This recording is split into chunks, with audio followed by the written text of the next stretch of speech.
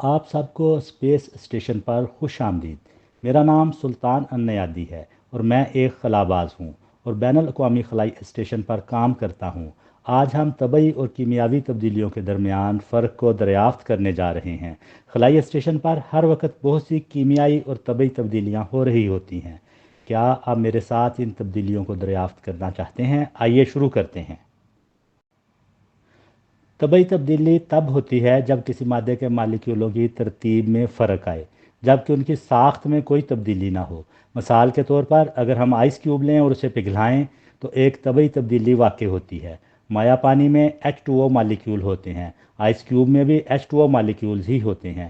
ٹھوس برف میں H2O مالیکیول اپنی جگہ پر جمے ہوئے ہوتے ہیں اور صرف ہل سکتے ہیں، جبکہ مائع پانی کے مالیکیول ایک دوسرے کے گرد گھومنے اور بہنے کے قابل ہوتے ہیں۔ ایک کیمیاوی تبدیلی اس وقت ہوتی ہے جب کوئی مادہ اپنی مالیکیولر ساخت میں تبدیلی سے گزرتا ہے اور نئے مالیکیول بنتے ہیں، اور کیمیاوی تبدیلی کو آسانی سے واپس تبدیل نہیں کیا جا سکتا۔ کیمیاوی تبدیلی کی 6 علامات ہیں۔ کیمیاوی تبدیلی یا عمل میں گیس یا بلبلے پیدا ہوتے ہیں، روشنی پیدا ہوتی ہے، بدبو پیدا ہوتی ہے یا بدل جاتی ہے، رنگ مستقل طور پر تبدیل ہو سکتا ہے، ٹھوس ذرات پیدا ہوتے ہیں جنہیں پریسیپیٹیٹس بھی کہتے ہیں، درجہ حرارت میں تبدیلی آتی ہے۔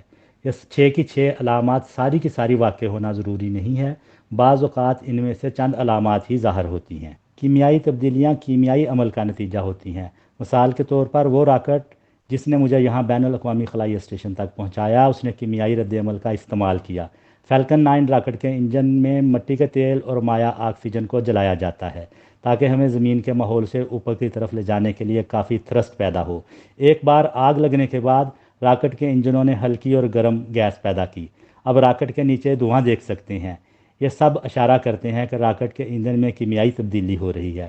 خلائی اسٹیشن پر سوفیجل کے نام سے مائکرو گریوٹی میں شعلے کی ساخت پر بھی تجربات کیے جا رہے ہیں۔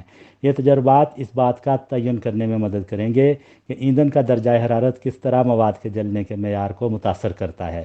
اس مطالعہ کا نتیجہ ہمیں خلا اور زمین پر فائر سیفٹی اور دباؤ کو بہتر طریقے سے سمجھنے میں مدد کرے گا۔ طبعی تبدیلی کی ایک اور مثال خلا میں ہمارا خشک کھانے میں پانی شامل کرنا ہے۔ اس ملائے گئے پانی کو خشک کر کے اس عمل کو آسانی سے الٹایا جا سکتا ہے۔ خوراک کو کھانے کے بعد ہمارا معدہ اس میں کیمیائی تبدیلی پیدا کرتا ہے، کیونکہ ہمارے معدے میں موجود تیزاب اور خامرے کھانے کو توڑ کر اس کے مالیکیولز کو نئے مالیکیولز بنا دیتے ہیں۔ جب ہم خلا میں اپنے بال کاٹتے ہیں، یہ ایک طبعی تبدیلی ہے، کیونکہ بالوں کی ساخت تبدیل نہیں ہو رہی ہے، ایک بال کٹ جانے کے بعد بھی بال ہے۔